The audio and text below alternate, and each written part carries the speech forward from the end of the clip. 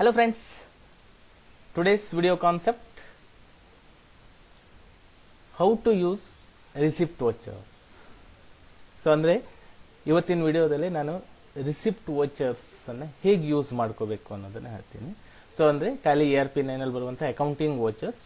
So ಅದರಲ್ಲಿ different types of accounting vouchers ಇದೆ. So ಆ different types of accounting voucher ಅಲ್ಲಿ ಒಂದು ರಿಸಿಪ್ಟ್ ವೋಚರ್ ಅಂತ. ಸೊ ಇದರಲ್ಲಿ ನಾವು ಯಾವ ರೀತಿಯ ಟ್ರಾನ್ಸಾಕ್ಷನ್ ಅನ್ನ ಹೇಗೆ ಎಂಟ್ರಿ ಮಾಡ್ಕೋಬೇಕು ಅನ್ನೋದನ್ನ ನಾನು ಇವತ್ತಿನ ವಿಡಿಯೋದಲ್ಲಿ ತೋರಿಸ್ಕೊಡ್ತೀನಿ. So friends, let's start.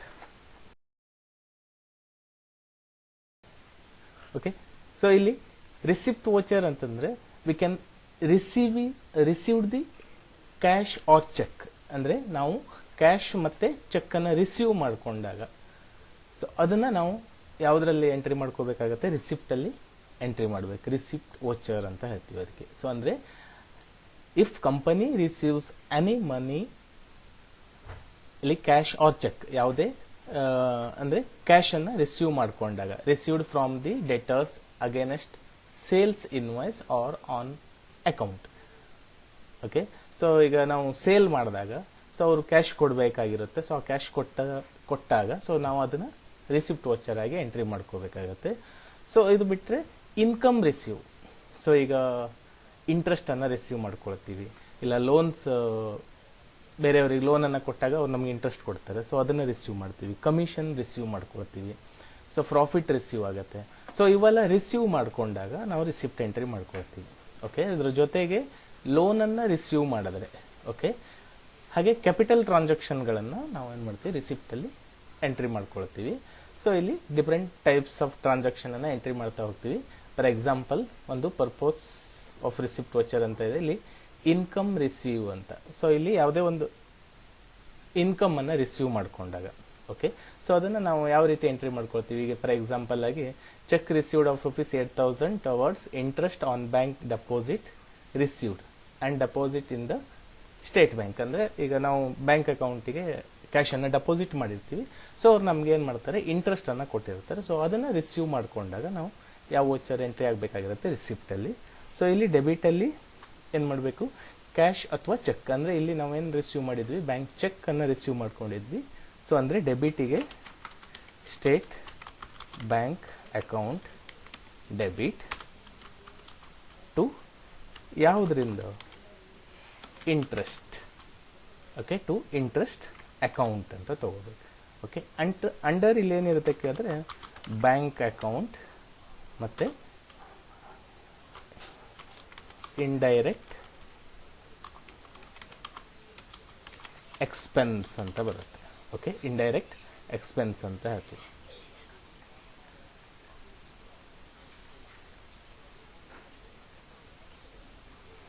Okay, ಇಲ್ಲಿ sorry, indirect income.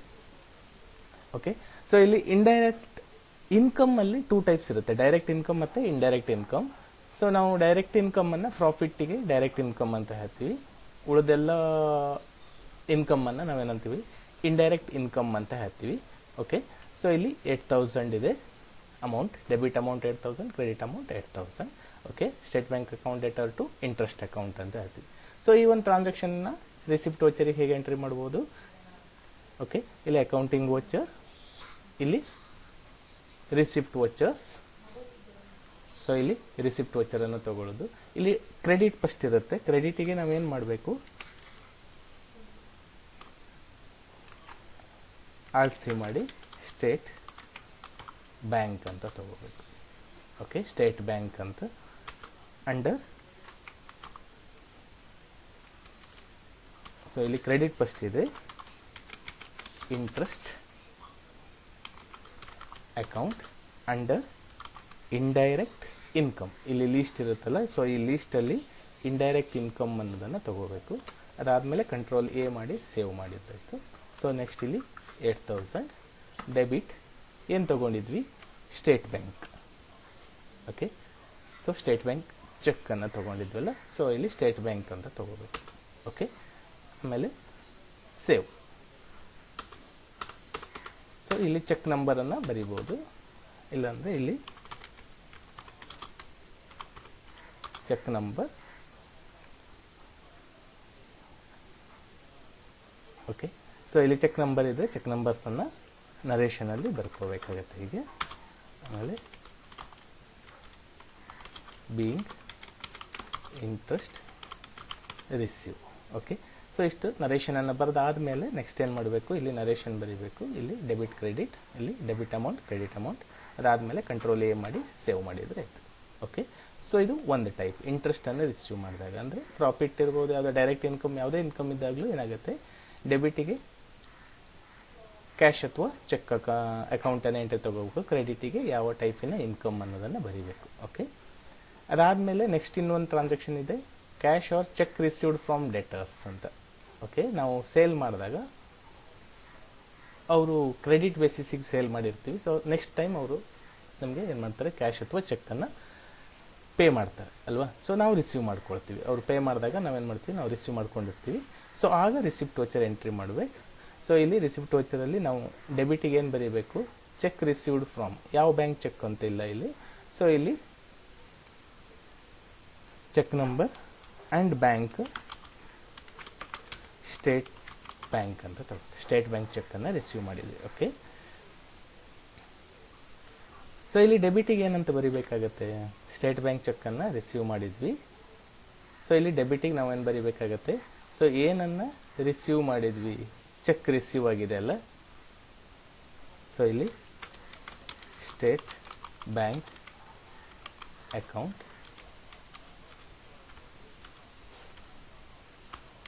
Debit to ABC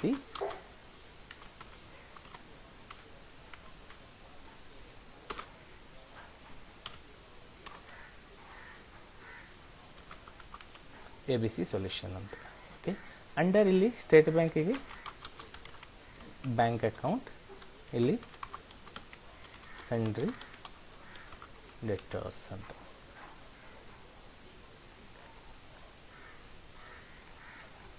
okay. So amount ಎಷ್ಟಿದೆ, 10,000. ಓಕೆ. ಇಲ್ಲಿ 10,000. Okay. State bank account debtor to ABC solution under bank ಮತ್ತು ಸೆಂಟ್ರಿ ಡೇಟರ್ಸನ್ನು ಯೂಸ್ ಮಾಡ್ಕೋಬೇಕು. Okay.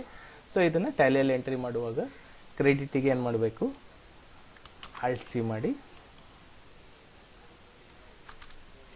ABC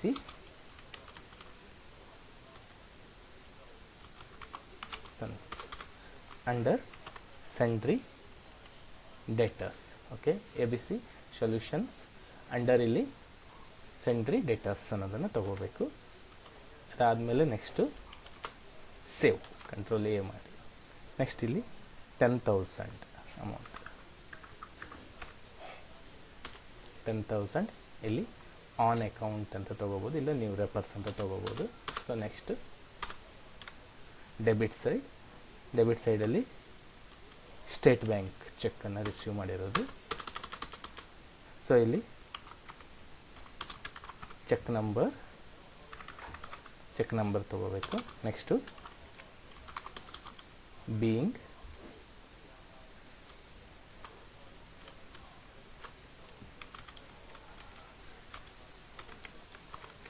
check received from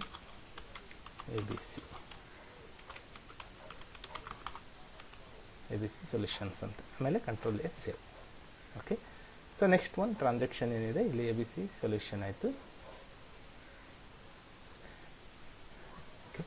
next loans received from bank ಅಂತ. So ನಾವು ಬ್ಯಾಂಕಿಂದ ಲೋನನ್ನು ತೊಗೊಂಡ್ರೆ, ಅಥವಾ ಬೇರೆ ಒಂದು ಪರ್ಸನ್ನಿಂದ ಲೋನನ್ನು ತೊಗೊಂಡ್ರೆ, ಅಥವಾ ಬೇರೆ ಕಂಪ್ನಿಯಿಂದ ಲೋನನ್ನು ತೊಗೊಂಡ್ರೆ, ಸೊ ನಾವಿಲ್ಲಿ ಏನು ರಿಸಿಪ್ಟ್ ವೋಚರ್ ಆಗಿ ಎಂಟ್ರಿ ತೊಗೋಬೇಕು. ಇಲ್ಲಿ ಡೆಬಿಟಲ್ಲಿ ಏನಂತ ತೊಗೋಬೇಕಾಗತ್ತೆ, ಇಲ್ಲಿ ಲೋನ್ಸ್ ರಿಸೀವ್ಡ್ ಮಾಡಿದಾಗ.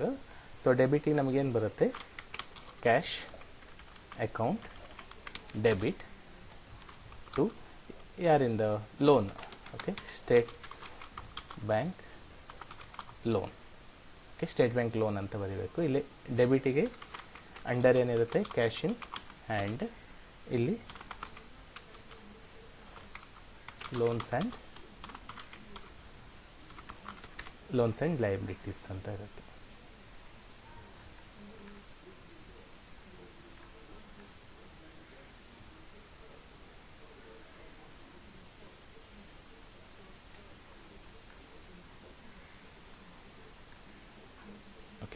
ಸೊ ಇದನ್ನು ಟ್ಯಾಲಿಯಲ್ಲಿ ಎಂಟ್ರಿ ಮಾಡೋದಿದ್ರೆ ಮತ್ತೆ ಕ್ರೆಡಿಟಿಗೆ ಏನು ತಗೋಬೇಕು, ಆಲ್ಟ್ ಸಿ ಮಾಡಿ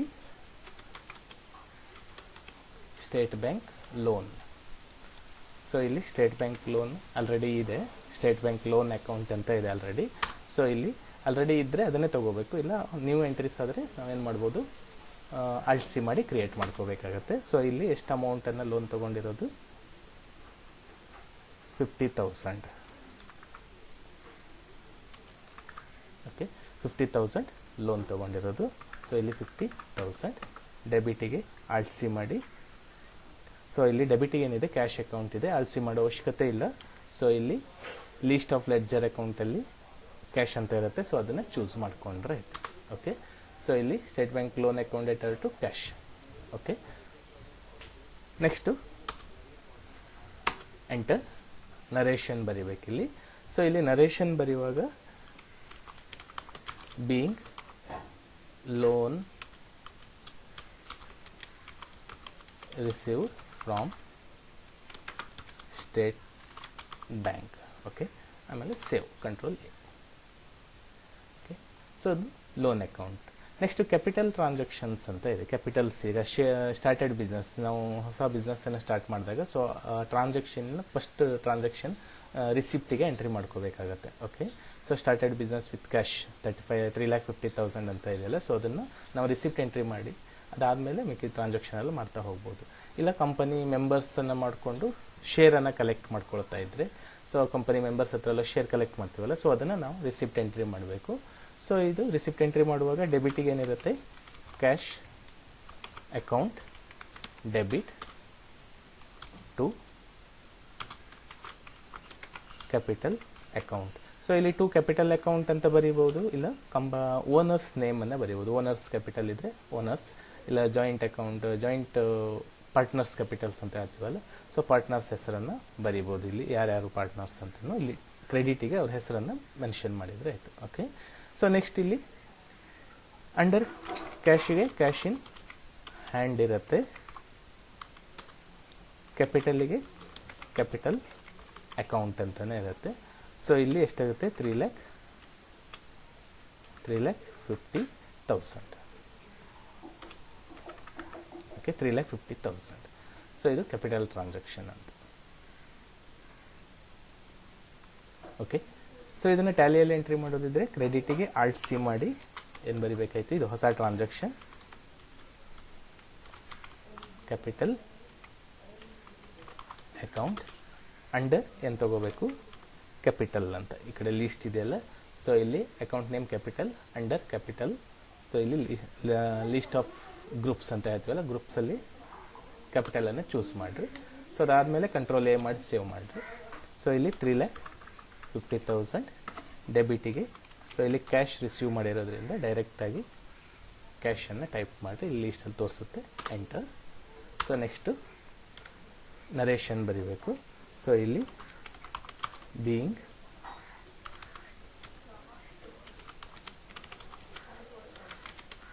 ಸ್ಟಾರ್ಟ್. ಓಕೆ, ಸೊ ಸೇವ್ ಮಾಡಿ. ನೆಕ್ಸ್ಟ್ ಇನ್ಯಾವುದು ಕ್ಯಾಪಿಟಲ್ ಟ್ರಾನ್ಸಾಕ್ಷನ್ ಆಯಿತು. ನೆಕ್ಸ್ಟ್ ಇನ್ನೇನಿದೆ, ಅಸೆಟ್ಸ್ ಸೇಲ್ಸ್ ಆನ್ ಕ್ಯಾಶ್ ಅಂತ ಅಲ್ವಾ. ಸೊ ನಮ್ಮಲ್ಲಿರುವಂಥ ವಸ್ತುವನ್ನು, ನಾವು ಕಂಪನಿ ಯೂಸ್ ಮಾಡುವಂಥ ಯಾವುದೇ ಒಂದು ಥಿಂಗ್ಸ್ಗಳನ್ನು ಅದನ್ನು ಸೋಲ್ಡ್ ಮಾಡಿದರೆ, ಅದು ಯಾವುದು ಕ್ಯಾಶ್ ಬೇಸಿಸ್ಗೆ ಸೋಲ್ಡ್ ಮಾಡಿದರೆ, ಸೊ ಅದನ್ನು ನಾವು ಏನು ಮಾಡಬೇಕು, ರಿಸಿಪ್ಟ್ ವೋಚರಿಗೆ ಎಂಟ್ರಿ ಮಾಡ್ಕೋಬೇಕಾಗತ್ತೆ. ಓಕೆ, ಸೊ ಇಲ್ಲಿ ರಿಸಿಪ್ಟ್ ವೋಚರಿಗೆ ಫಾರ್ ಎಕ್ಸಾಂಪಲ್ ಆಗಿ computer sold at ₹20,500 on cash. Okay, ಒಂದು ನಮ್ಮ ಹತ್ರ ಇರುವ ಹಳೆ ಕಂಪ್ಯೂಟರನ್ನು ಸೇಲ್ ಮಾಡಿದ್ವಿ, ಸೊ ಅದು ರಿಸಿಪ್ಟ್ ವೋಚರ್ ಆಗಬೇಕು. ಇಲ್ಲಿ ರಿಸಿಪ್ಟ್ ವೋಚರಲ್ಲಿ cash account debtor to computer account. So ಇಲ್ಲಿ cash come in, computer goes out ಅಂತ. Okay, under cash in hand ಇಲ್ಲಿ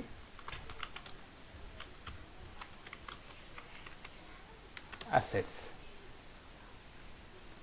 ಸೊ ಇಲ್ಲಿ 20,500 ಅಮೌಂಟ್. ಸೊ ಇಲ್ಲಿ ಕ್ರೆಡಿಟಿಗೆ ಏನು ಮಾಡಬೇಕು, ಆಲ್ಟ್ ಸಿ ಮಾಡಿ. ಸೊ ಇಲ್ಲಿ ಕಂಪ್ಯೂಟರ್ ಅಂತ ಆಲ್ರೆಡಿ ಇದೆಲ್ಲ ಪರ್ಚೇಸ್ ಮಾಡಿರೋದು. ಸೊ ಇಲ್ಲಿ ಕಂಪ್ಯೂಟರ್ನ ಚೂಸ್ ಮಾಡಿದರೆ ಆಯಿತು. ಸೊ ಹೊಸ ಎಂಟ್ರಿ ಆದರೆ ಮತ್ತೆ ಅಳಿಸಿ ಮಾಡಿ ಬರೀಬೇಕಾಗುತ್ತೆ. ಯಾಕೆ ಕೇಳಿದ್ರೆ ಆಲ್ರೆಡಿ ಪೇಮೆಂಟಲ್ಲಿ ಇರೋದನ್ನು ನಾವು ನಮ್ಮ ಹತ್ರ ಇರೋದನ್ನು ಸೋಲ್ಡ್ ಮಾಡೋದ್ರಿಂದ ಆ ಲೀಸ್ಟಲ್ಲಿ ಡೈರೆಕ್ಟಾಗಿ ನಿಮಗೆ ತೋರಿಸ್ತಾ ಇರುತ್ತೆ. ಸೊ ಅದನ್ನು ಚೂಸ್ ಮಾಡ್ಕೋಬೇಕು. ಓಕೆ, ಸೊ ಇಲ್ಲಿ 20,500 ಡೆಬಿಟಿಗೆ ಏನು ಬಂದಿದೆ ನಮಗೆ cash being sold computer. Okay, save. Okay, next ಇದು ಕಂಪ್ಯೂಟರ್ನ ಸೋಲ್ಡ್ ಮಾಡಿದಾಗ ಅದಾದಮೇಲೆ ಸೋಲ್ಡ್ ಗೂಡ್ಸ್ ಆನ್ ಕ್ಯಾಶ್ ಅಂತ ಇದೆ. ಅಂದರೆ ಯಾವುದೇ ಗೂಡ್ಸನ್ನು, ಈಗ ಅಸೆಟ್ಸ್ ಮತ್ತು ಗೂಡ್ಸ್ ಅಂತ, ಅಸೆಟ್ಸ್ ಅಂತಂದರೆ ಒಂದು ಕಡೆಗೆ ಫಿಕ್ಸ್ ಇರುವಂಥದ್ದು, ಫಿಕ್ಸ್ಡ್ ಅಸೆಟ್ಸ್ ಅಂತ ಹೇಳ್ತೀವಲ್ಲ. ಸೊ ಅಲ್ಲಿ ಅದು assets is not movable, goods is regular movable. Okay, so it is revenue of company, business ಅಂತ ಹೇಳ್ತೀವಿ. ಅಂದರೆ ಗೂಡ್ಸನ್ನು ನಾವು ಪ್ರಾಫಿಟಿಗೋಸ್ಕರನೇ ತಂದು ಸೇಲ್ ಮಾಡ್ತಾ ಇರ್ತೀವಲ್ಲ. ಸೊ ಅಂಥ ಗೂಡ್ಸ್ಗಳನ್ನು ಕ್ಯಾಶ್ ಮತ್ತು ಚೆಕ್ ಕೊಟ್ಟು ಸೇಲ್ ಮಾಡಿದರೆ ನಾವೇನು ಮಾಡ್ಬೋದು, ರಿಸಿಪ್ಟ್ ಎಂಟ್ರಿ ಮಾಡ್ಕೋಬೋದು. ಇಲ್ಲಿ ಡೆಬಿಟಿಗೆ ಏನು ಬರುತ್ತೆ, ಕ್ಯಾಶ್ ಅಕೌಂಟ್ ಡೆಬಿಟ್ ಟು ಏನು ಮಾಡ್ಬೋದು, ಸೇಲ್ಸ್ ಅಕೌಂಟ್. ಇಲ್ಲಿ ಅಂಡರ್ ಕ್ಯಾಶಿಗೆ ಕ್ಯಾಶ್ ಇನ್ ಹ್ಯಾಂಡ್, ಸೇಲ್ಸಿಗೆ ಸೇಲ್ಸ್ ಅಕೌಂಟ್. ಓಕೆ, ಸೊ ಯಾವುದೇ ಗೂಡ್ಸನ್ನು ಸೇಲ್ ಮಾಡಿದರೆ ಸೇಲ್ಸ್ ಅಕೌಂಟ್ ಅಂತಲೇ ಇರುತ್ತೆ. ಓಕೆ, 15,000. ಓಕೆ, 15,600 ಅಂತ. ಓಕೆ, ಸೊ ಇದು ರಿಸಿಪ್ಟ್ ವೋಚರ್ ಎಂಟ್ರಿ. ಸೊ ಇಲ್ಲಿ ಸೇಲ್ಸ್ ಗೂಡ್ಸ್ ಅಂಡರ್, ಇಲ್ಲಿ ನಾವು ಸೇಲ್ಸ್ ಗೂಡ್ಸ್ ಅಂತ ಬರೀಬೇಕು. ಇಲ್ಲಿ ಅಂಡರ್ ಈ ಕಡೆ ಲೀಸ್ಟಲ್ಲಿ ಸೇಲ್ಸ್ ಅಕೌಂಟ್ ಅಂತ ಇದೆಯಲ್ಲ. ಸೊ ಇದು ಚೂಸ್ ಮಾಡಿ ಎಂಟರ್ ಹೊಡ್ಕೊಳ್ರಿ. So next control A, save. So ಇಲ್ಲಿ ಯಾವ ಗೂಡ್ಸು, ನೇಮ್ ಆಫ್ ಐಟಮ್ ಅಂತಲೂ ಬರೀಬೋದು. ಕ್ವಾಂಟಿಟಿ ಇದ್ದರೆ ಕ್ವಾಂಟಿಟೀಸನ್ನು ಬರೀಬೋದು ಇಲ್ಲಿ. ಸೊ ಇಲ್ಲಿ 15,600. ನೆಕ್ಸ್ಟು ಕ್ಯಾಶ್ ಬಂದಿರೋದ್ರಿಂದ ಇಲ್ಲಿ ಕ್ಯಾಶ್, ಚೆಕ್ ಬಂದರೆ ಬ್ಯಾಂಕ್ ಅಕೌಂಟನ್ನು ತೊಗೋಬೇಕು. ಸೊ ಇಲ್ಲಿ ನರೇಷನಲ್ಲಿ ಬೀಯಿಂಗ್ ಸೇಲ್ಸ್ ಗೂಡ್ಸ್, ಯಾರಿಗೆ ಸೇಲ್ ಮಾಡಿದ್ದು, customers on cash. Okay, save. Control A. Okay, ಈಗ ಸೇವ್ ಆಯಿತು, ಎಲ್ಲ ಟ್ರಾನ್ಸಾಕ್ಷನ್ಸು ಏನಾಯಿತು. ಓಕೆ, ಸೊ ಇಲ್ಲಿ ರಿಸಿಪ್ಟ್ ವೋಚರ್ ಟ್ರಾನ್ಸಾಕ್ಷನ್ ಇದೆಯಲ್ಲ. ಸೊ ಇದು it is affairs on receipt, profit and loss account and balance sheet. Okay, so income ಇವೆಲ್ಲ ಎಲ್ಲಿ ನಮಗೆ ತೋರಿಸ್ತಾ ಇರುತ್ತೆ, ಪ್ರಾಫಿಟ್ ಆ್ಯಂಡ್ ಲಾಸ್ ಅಕೌಂಟ್. ಮತ್ತು ಡೆಟರ್ಸ್ ಇದೆಲ್ಲ ಇದ್ದಾಗ ಬ್ಯಾಲೆನ್ಸ್ ಶೀಟಿಗೆ ಹೋಗುತ್ತೆ, ಅಸೆಟ್ಸ್ ಇದ್ದಾಗ ಬ್ಯಾಲೆನ್ಸ್ ಶೀಟ್, ಲೋನ್ಸ್ ಬ್ಯಾಲೆನ್ಸ್ ಶೀಟಿಗೆ ಹೋಗುತ್ತೆ. ಸೊ ನೆಕ್ಸ್ಟು ಸೇಲ್ಸ್ ಗುಡ್ಸ್ ಸೇಲ್ಸಿಗೆ ಅಂದರೆ ಪಿ ಆ್ಯಂಡ್ ಎಲ್ ಅಕೌಂಟಿಗೆ ಅದನ್ನು ತೋರಿಸ್ತಾ ಇರುತ್ತೆ. ಓಕೆ, ಅಂದರೆ ಕ್ಯಾಶ್ ಮತ್ತು ಪಿ ಆ್ಯಂಡ್ ಎಲ್ ಅಕೌಂಟ್ ಆಗಿರುತ್ತೆ. Okay, so payment voucher effect ಹಾಗೆ ಕೆಲವೊಂದು ಟೈಮು ಬ್ಯಾಲೆನ್ಸ್ ಶೀಟಿಗೂ ಅಫೇರ್ ಆಗಿರುತ್ತೆ ಮತ್ತು ಪಿ ಆ್ಯಂಡ್ ಎಲ್ ಅಕೌಂಟಲ್ಲೂ ಶೋ ಮಾಡ್ತಾ ಇರುವಂಥದ್ದು. ಓಕೆ, ಸೊ ಫ್ರೆಂಡ್ಸ್, ಇವತ್ತಿನ ವಿಡಿಯೋದಲ್ಲಿ ರಿಸಿಪ್ಟ್ ವೋಚರ್ ಅಂದ್ರೇನು, ಸೊ ಅದು ಹೇಗೆ, ಯಾವ್ಯಾವ ರೀತಿಯ ಟ್ರಾನ್ಸಾಕ್ಷನ್ಗಳು ಬರುತ್ತೆ, ಸೊ ಅದು ಹೇಗೆ ಎಂಟ್ರಿ ಮಾಡಬೇಕು ಡೆಬಿಟ್ ಮತ್ತು ಕ್ರೆಡಿಟನ್ನು ಅನ್ನೋದನ್ನು ಇವತ್ತಿನ ವಿಡಿಯೋದಲ್ಲಿ ತೋರಿಸಿದ್ದೀನಿ. ಸೊ ಪೂರ್ತಿಯಾಗಿ ವಾಚ್ ಮಾಡಿ. ನನ್ನ channel computer learn and understand subscribe ಮಾಡಿ, ಲೈಕ್ ಮಾಡಿ, ಕಮೆಂಟ್ಸ್ ಮಾಡಿ. Okay, see you, bye bye next ವಿಡಿಯೋದಲ್ಲಿ.